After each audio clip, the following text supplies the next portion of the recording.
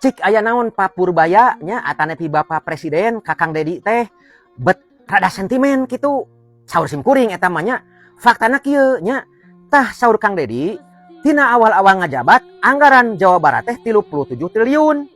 lajang lungsur jadi 31 triliun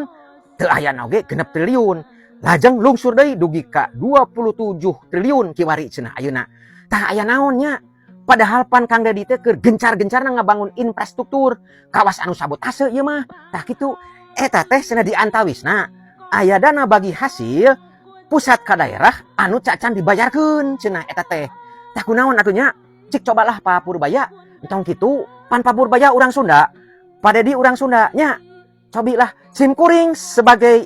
warga Jawa Barat nya anu neuneun kadeudeuh ka daerah atuh jadi kausik ieu mah aya naon coba tong di halangan Kang Dedi keur ngamuk ieu Kang Dedi nya keur meresan itu ieu wah pokona mah geus di hot-hat ieu beak kadaek Kang Dedi omat nya didukung Kang Purbaya omat ieu simkuring munut atensi boh ti Bapak Presiden oge nya tah kitu cacobi wargi numutkeun wargi aya naon nya ti pusat ka daerah bet ditahan-tahan kawas kieu utamana dina dana bagi hasil ta eta nya